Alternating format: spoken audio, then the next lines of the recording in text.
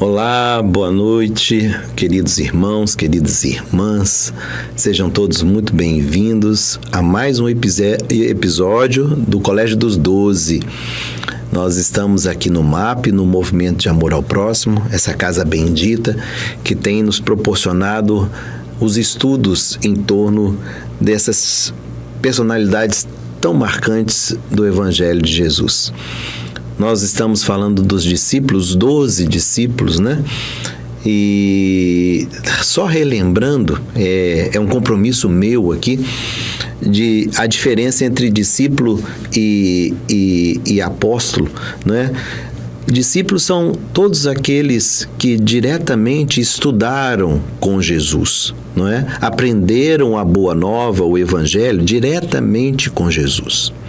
E apóstolos, nós chamamos de apóstolos aqueles que seguem Jesus, aqueles que divulgam a mensagem de Jesus e vivenciando-a. Então, nós temos ao mesmo tempo 12 discípulos e 12 apóstolos. Mas os apóstolos não se restringem aos 12, porque depois vieram outros seguidores que fizeram essa jornada, né? Pregaram o Evangelho em nome de Jesus, vivenciando o Evangelho. Então, nós já narramos aqui alguns casos e o caso mais emblemático de um apóstolo é São Paulo, ou Paulo de Tarso, né? É um espírito que foi designado por Jesus para divulgar o Evangelho. Então, essa é apenas uma diferenciação que nós fazemos, tá? Então, quando os discípulos estão indo pregar, divulgar o Evangelho, nós os chamamos de apóstolos, mas sendo apóstolos não quer dizer que eles deixam de ser discípulos. Eles são discípulos porque aprendem com Jesus e são apóstolos porque divulgam e vivenciam o Evangelho. Nós vamos hoje abordar a personalidade de André, Santo André, ou André para a comunidade cristã. André é o irmão de Pedro, o irmão mais novo de Pedro. E ele, como Pedro, são de Betsaida, né? Eles estão ali na região de Cafarnaum, em torno do lago de Genezaré, né? Do mar da Galileia. Eles são pescadores, são trabalhadores braçais. E a história que nós vamos contar hoje é do encontro de Pedro, André, com Jesus, tá? Esse primeiro episódio que nós vamos fazer sobre o nosso querido André vai narrar exatamente esse encontro de Jesus com os dois. O livro que nós buscamos para orientar o nosso estudo dessa noite é o livro Boa Nova, né, do nosso querido Francisco Cândido Xavier, com o espírito Humberto de Campos, também conhecido pelo pseudônimo de Irmão X. Está no capítulo 3, Primeiras Pregações. Então vamos lá. Diz Humberto de Campos que Jesus estava andando, né, percorrendo as cidades em torno do lago de Genezaré, também conhecido como Mar da Galileia. Não é um mar, mas de tão grande que era considerado na região um mar. A proporção dele é em torno de 22 quilômetros por 17, só para vocês terem uma ideia. É impossível você conseguir ver a outra margem, né? Só para vocês terem uma ideia do tamanho. Então, é uma região que tinha muitas cidades, pequenas cidades, eu disse algumas aqui, Betsaida, Cafarnaum, e ele estava ali já começando a fazer as suas pregações, e ele se dirige a Pedro e a André. Diz aqui Humberto de Campos: a manhã era bela, no seu manto diáfano de radiosas neblinas. Aquele comecinho do dia, né? Aquela cerraçãozinha baixa. logo cedo, né? Porque pescador sai cedo. As águas transparentes vinham beijar os aloedros da praia, né? Logo no início, assim, e lá a praia não é areia, mas mais pedregulho. Como se brincassem ao sopro das virações perfumadas da natureza, né? Então, ainda todo o envolvimento do cheiro da manhã, da vegetação, né? Lembrar que é um lago de água doces, né? Então, assim, tinha todo um perfume. Então, aqui o Humberto de Campos fazendo uma poesia mesmo com o momento do encontro, né? Os pescadores entoavam uma cantiga rude, e dispondo inteligentemente as barcaças móveis, deitavam as redes em meio de profunda alegria. Então, olha, ele chega e ele vê os pescadores jogando as redes, né, fazendo o trabalho deles e cantavam ao mesmo tempo. Jesus aproximou-se do grupo e, assim que 2 deles desembarcaram em terra, falou-lhes com amizade. Simão e André, filhos de Jonas, venho da parte de Deus e vos convido a trabalhar pela instituição de seu reino na terra. Gente, isso até arrepia, é muito lindo. Só um detalhe, Simão e André, filhos de Jonas. Também a gente pode encontrar Bar Jonas, Simão Bar Jonas, Pedro Bar Jonas ou André Bar Jonas. Bar quer dizer filho de. Então, nas traduções, né, nas diferentes traduções do Evangelho, você pode encontrar Simão de Bar Jonas, né, ou André de Bar Jonas, porque eram filhos de Jonas.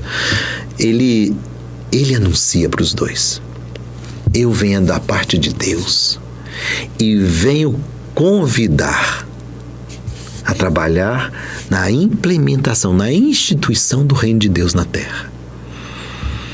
André lembrou-se de já ter o visto nas cercanias de Betsaida e do que lhe haviam dito a seu respeito, enquanto que Simão, embora agradavelmente surpreendido, contempla enleado, sim, mas mais reservado. Mas, quase a um só tempo, dando expansão aos seus temperamentos acolhedores e sinceros, exclamaram respeitosamente: sede bem-vindo. Olha que interessante. Então, assim, o convite foi feito, o envolvimento aos 2 ali, tanto a Simão Pedro quanto a André, o irmão de Pedro, eles se lembram, assim, já conhecemos essa figura aqui, não é? Essa figura já está famosa aqui, as pessoas comentam sobre ele, né? Então não era nenhuma surpresa o encontro com Jesus, porque já tinham ouvido falar dele, já tinham esbarrado ali nas cercanias, né? Então eles o acolheram. Seja bem-vindo, Senhor. Jesus então falou docemente do Evangelho, com olhar incendido de júbilos divinos. E aí eu fico imaginando Jesus falando do que ele ia fazer e convidando os 2 para participar dessa tarefa. E os olhos dele brilhavam de alegria, brilhavam de felicidade. Então, deve ser um momento riquíssimo. Humberto de Campos, que teve a oportunidade de visualizar, né, através das recordações espirituais que estão disponíveis no mundo espiritual, né, ele deve ter ficado surpreendido. Continua Humberto de Campos: estando muitos outros companheiros do lago a observar de longe os 3, André, manifestando a sua tocante ingenuidade, exclamou comovido. E aqui eu preciso fazer uma pausa. Nós vamos começar a conhecer a personalidade do André a partir desse momento.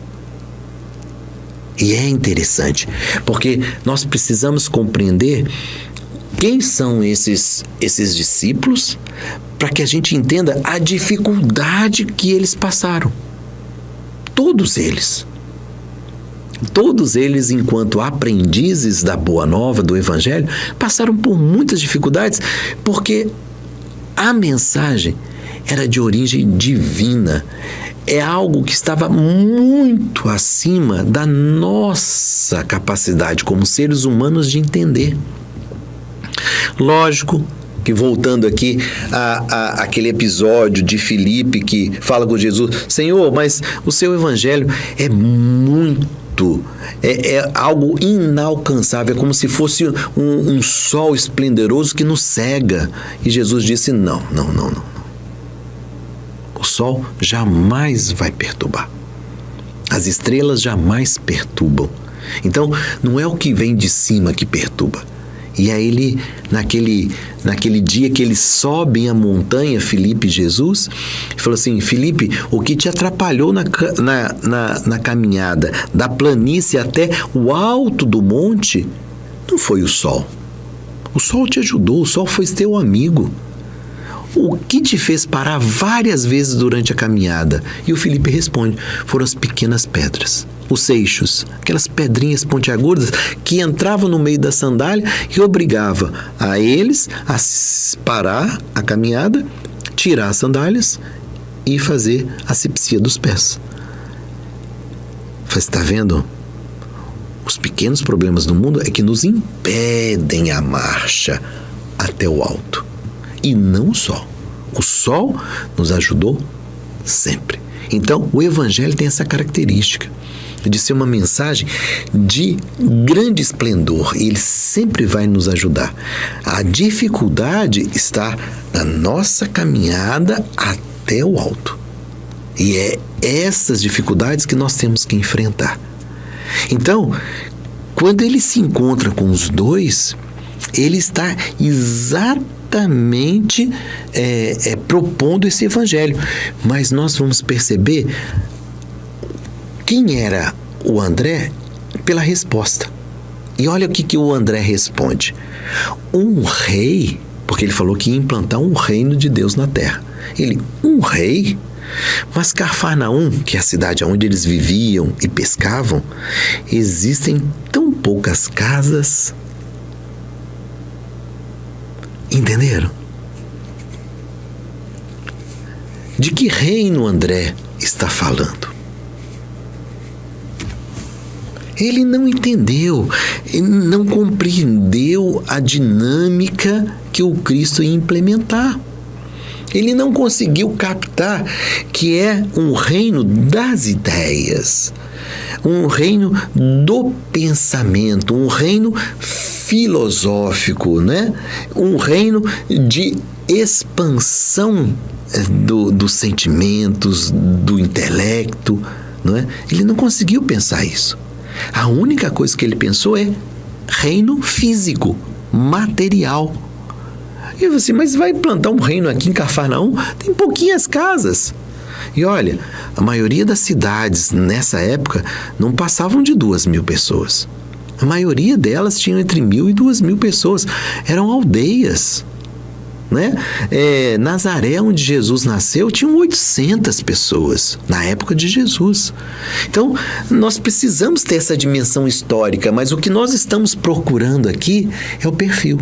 E aí, olha a ingenuidade do André. Compreenderam? Para alcançar o que Jesus ia criar, há muita dificuldade. A distância entre o que o Cristo estaria implementando e o que ele imaginou é um abismo. É um abismo monstruoso. Mas é isso. Só que aí Pedro tentou complementar. E aí a gente também percebe as limitações de Pedro, né? Em relação a Jesus. Eu sempre vou falar, são limitações de todos nós em relação à grandiosidade da mensagem de Jesus. E aí Humberto de Campos fala: ao que Pedro obtemperou como se a boa vontade devesse suprir todas as deficiências. O lago é muito grande. E há várias aldeias circundando essas águas. O reino poderá abrangê-las todas. Perceberam?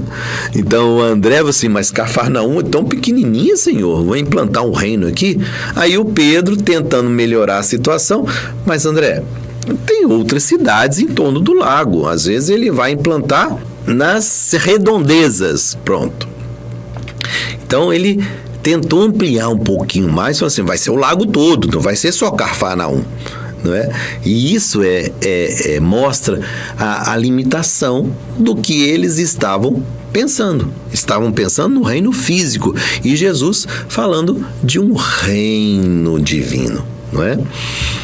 Isso dizendo, fixou em Jesus o olhar perquiridor, isso Pedro, tá? Como se for uma grande criança meiga e sincera, desejosa de demonstrar compreensão e bondade. O Senhor esboçou um sorriso sereno e, como se adiasse com prazer as suas explicações para mais tarde, inquiriu generosamente: quereis ser meus discípulos? Então, assim, não adiantava naquele momento tentar explicar tudo o que ele precisaria fazer. Ele precisava necessariamente buscar nos dois o interesse. E aí ele deixa para lá todo o resto. Entendeu a ingenuidade dos dois pescadores, tanto do André quanto do Pedro, e ele simplesmente convida: querem ser meus discípulos? Ou seja, aí está aquela explicação que nós sempre iniciamos os episódios aqui do Colégio dos 12 falando: querem ser meus discípulos? Isto. Então, eles eram discípulos de Jesus. Toda vez que a gente fala discípulo, tem que ser discípulo de. Então, discípulo de Jesus, no caso, aqueles que foram escolhidos por Jesus e estudaram diretamente com eles. E o que eles iam aprender? Como implementar o reino de Deus. Eles trabalhariam como aqueles assessores de Jesus na implementação do reino de Deus na terra. André e Simão se interrogaram a si mesmos. Olha, é Humberto de Campos fazendo a leitura do que eles sentiram naquele momento, permutando sentimentos de admiração embevecidas, né? Cheia de emoções. As emoções na admiração do Cristo. Então, assim, quando houve o convite, né? Querem ser meus discípulos, eles se envolveram com o convite. Né? Eles se envolveram com a grandiosidade do Cristo que eles já conheciam. Eles só não tiveram contato direto com ele, mas eles já conheciam. Refletia Pedro: que homem seria aquele? Onde já lhe escutara o timbre carinhoso da voz íntima e familiar? É interessante isso, né? Sim, ele nunca tinha estado diretamente com Cristo. Ele sabia quem era. Eles já tinham até visto, mas diretamente eles não tinham tido contato. Mas quando Cristo se dirigiu a eles e falou com eles, o Pedro falou assim: mas eu conheço essa voz. Eu conheço esse jeito de falar, eu já estive com essa pessoa. E aí é a memória espiritual, não é? Lógico que ele já esteve com Jesus. Ele, no mundo espiritual, foi designado para assessorar Jesus nessa implantação do reino de Deus na terra. Ele é um escolhido de Jesus. Só que Jesus já o conhecia e estava aqui só reunindo os discípulos. O Pedro, com a dificuldade de incorporar um novo corpo, de estar na matéria, né? Porque essa é uma dificuldade de todos aqueles que não atingiram a perfeição, né? Quando adentra a matéria, passa por dificuldades. Quando adentra na matéria, a matéria tem muito impacto sobre nós, né? Criando um obstáculo muito grande para que a gente perceba a realidade espiritual. Então, todos nós temos essa dificuldade. A gente ingressa na carne e temos dificuldade de romper essa barreira que nos separa do espiritual. O exercício é esse. Somente espíritos puros como Jesus que não enfrentam essa dificuldade, porque já atingiram o grau máximo de perfeição, não é? Atingiram a pureza da alma. E aí, quando volta a carne não representa, estar encarnado não representa para eles nenhuma dificuldade, porque eles veem a realidade espiritual e participam dela ao mesmo tempo que participam da realidade física. Mas para aqueles que não se aperfeiçoaram, como no caso dos 12 discípulos e de todos nós, quando adentramos na carne, existe uma separação entre a carne e o espiritual. E que nós precisamos buscar essa comunhão com o espiritual. Esse é o nosso maior exercício. E aí continua o nosso querido Humberto de Campos. Ambos os pescadores se esforçaram por dilatar o domínio de suas lembranças, de modo a encontrá-lo nas recordações mais queridas. Olha lá, ele, da onde? Da onde nós lembramos, da onde nós conhecemos. Ele nos parece tão familiar, né? Não sabiam, porém, como explicar aquela fonte de confiança e de amor que lhes brotava no âmago do espírito. E sem hesitarem, sem uma sombra de dúvida, responderam simultaneamente: Senhor, seguiremos os teus passos. Então, assim, Jesus convida, aliás, Jesus fala do reino de Deus, Jesus fala do que ele faria, os dois interpretam segundo a possibilidade deles, acreditando que era um reino físico, material, né? Um reino político. Jesus percebeu que eles não conseguiriam compreender naquele momento a extensão do que ele estava propondo e ele resolve fazer o convite, né? E quando faz o convite, existe toda a carga de energia, de vibração, de emoção e do compromisso. E aí os dois tentaram ali, gente, aquilo está vibrando dentro deles, existe uma verdade no que Jesus fala e eles não conseguiram. Senão, tentar buscar dentro de si onde eles encontravam, eles conheciam, eles se conectaram com Jesus. Algo dentro é que dizia.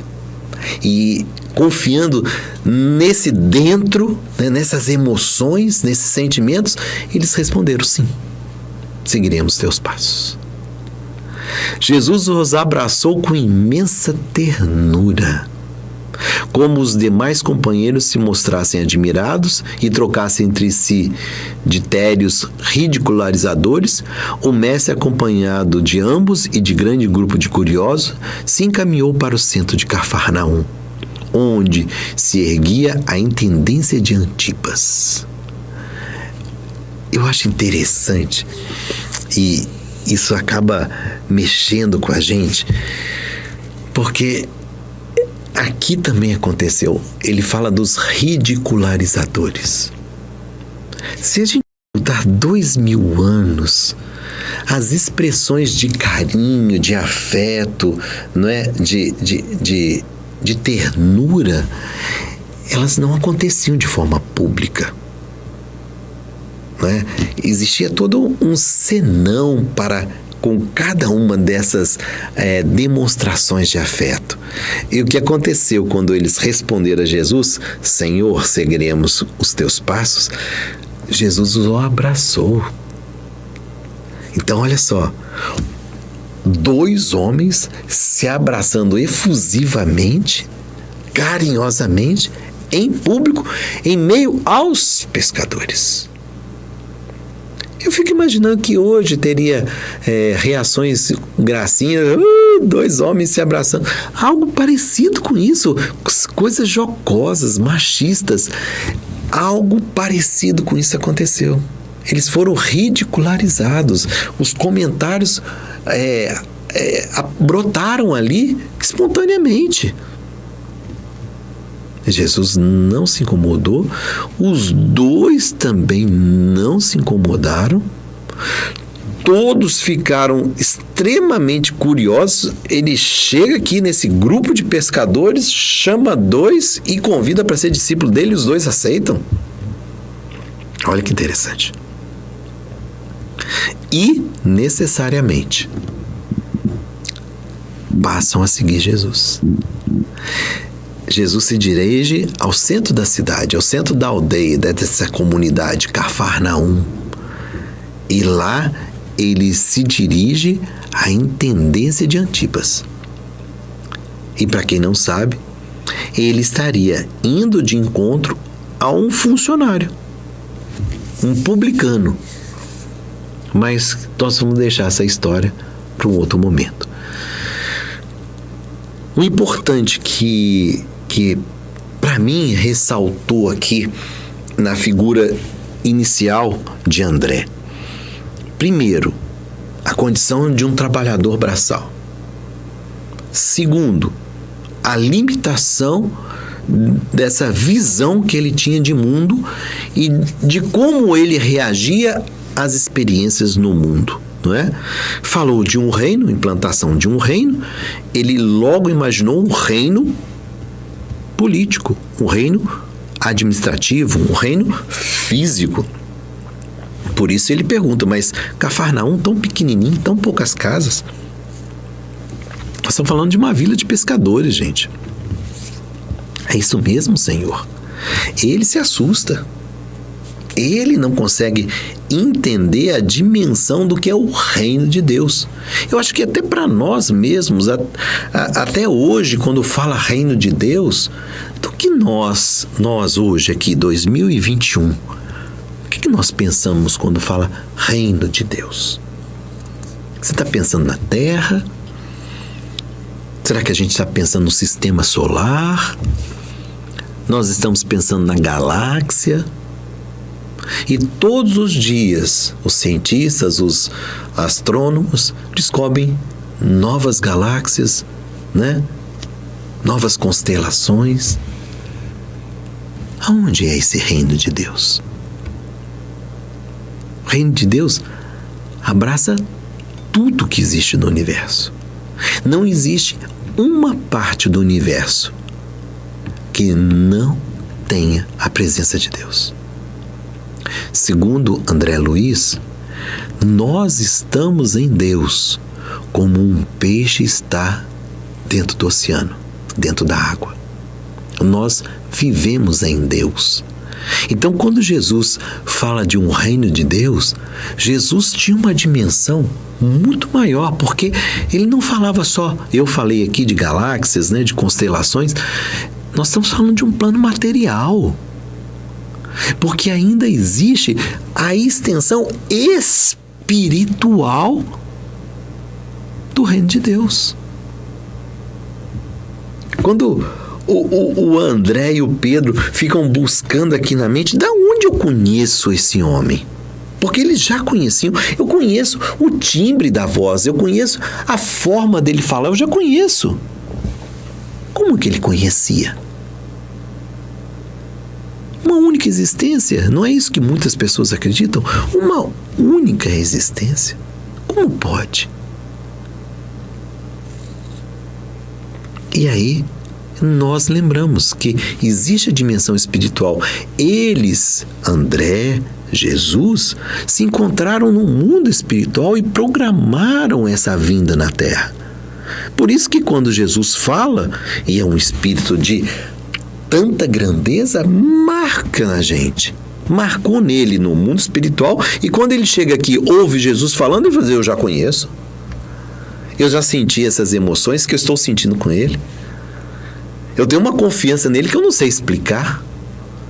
Que é Jesus, quer ser meu discípulo? Eles, mas nem tu titubeou, mas nunca. Ele perguntou, quer ser meu discípulo? Na hora, nós seguiremos contigo, Senhor. 2 pescadores estavam lá agarrados na rede. Olha como esse reino de Deus é gigantesco e inexplicável para aqueles discípulos naquele momento. Então, é importante que a gente perceba, através dessa fala, dessa mensagem de Humberto de Campos, a distância que existia entre dois pescadores e Jesus. Daniel, mas esses André, Pedro, Filipe, Tomé, Judas, são espíritos preparados, sim, e não resta dúvida, são espíritos preparados para a atividade, mas não são espíritos puros. E seria interessante que se buscasse no livro dos Espíritos, eu recomendo a todos, a escala espírita. E nós vamos ver Allan Kardec criando uma classificação de espíritos. Ele não cria uma classificação de espíritos encarnados. Tomemos muito cuidado com isso, tá? Porque o Allan Kardec, ele faz uma análise a partir das comunicações. Então, ele não está falando de espíritos encarnados, ele não estava falando daqueles que estavam na Terra. Ele estava analisando as manifestações dos espíritos nas reuniões e ele conseguiu classificar alguns grupos. E como toda classificação, ela tem seus pontos positivos e seus pontos negativos. Mas o mais importante é que ele consegue perceber graduação na evolução espiritual. E o que nós vamos perceber é que nos últimos estágios nós temos espíritos superiores e espíritos puros. Aqueles que já venceram todos os degraus dessa escada de ascensão espiritual.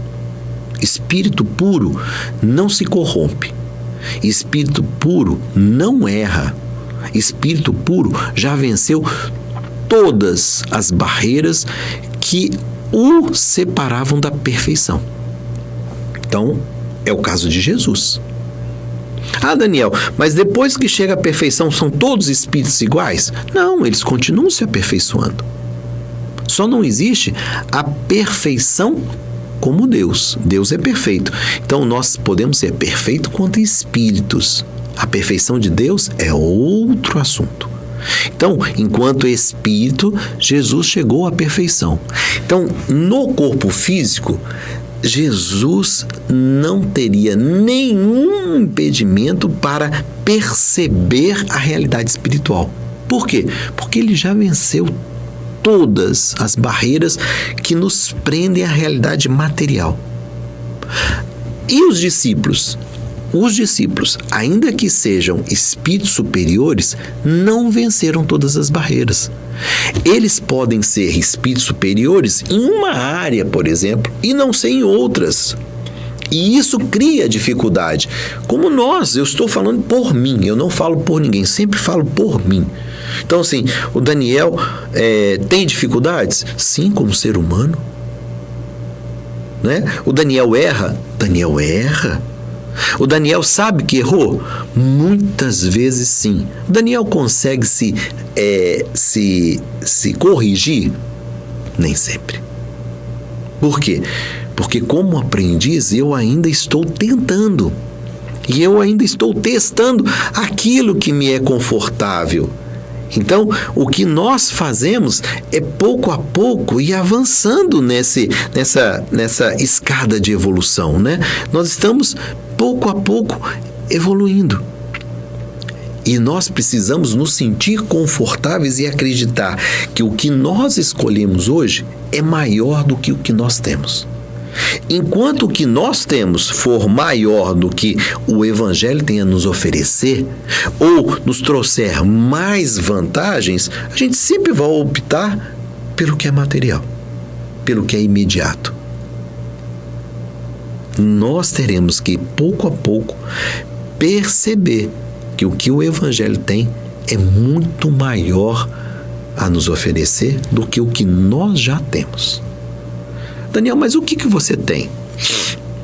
Eu tenho a minha individualidade, eu tenho os meus conhecimentos, eu tenho os meus instintos, eu tenho as minhas experiências. E eu, às vezes, acredito mais nelas do que a proposta de Jesus. Dá um exemplo, Daniel. Eu vou dar, e eu acho que dos mais difíceis que tem. Porque nós precisamos acreditar muito nisso, que é a questão do perdoar. Jesus disse para nós perdoarmos 70 vezes, 7 vezes. E Pedro perguntou para ele, mas tem que perdoar quantos, Senhor? Ele 7 vezes? Ele, não, Pedro, 70 vezes, 7 vezes. 70 vezes 7 vezes são 490 vezes. Mas isso quer dizer que nós devemos perdoar sempre, não é? E quem é capaz de perdoar 490 vezes o mesmo erro? Quem é capaz de perdoar isso?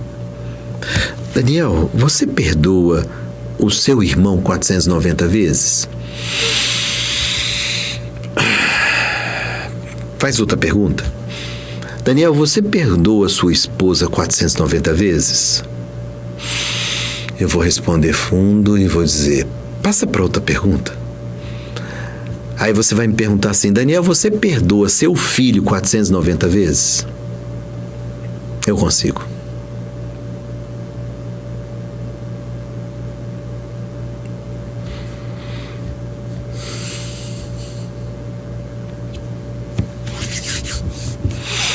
Entenderam?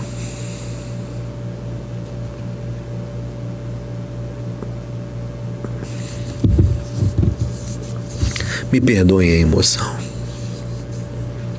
Me perdoem esse transbordar de emoção. Porque acho que todos nós vivemos essa experiência de perdoar. E nós não conseguimos perdoar na plenitude. Nós conseguimos perdoar algumas coisas e outras não. Essa é a característica de espíritos que estão em evolução e que não atingiram a perfeição. Agora, Jesus perdoou a todos. Perdoou Pedro, perdoou Judas, perdoou Tomé, perdoou Filipe, perdoou André, porque todos eles erraram profundamente com Jesus. Nós estudamos aqui no episódio do Pedro, né, no Colégio dos 12, Pedro negou Jesus 3 vezes.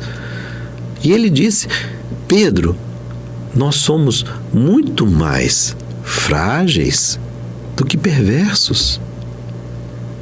É o nosso medo, é a nossa dificuldade de perceber a extensão desse reino de Deus que nos faz, às vezes, agir aqui na Terra de forma diferente, de forma imediatista, de forma que atenda àquilo que nós conhecemos.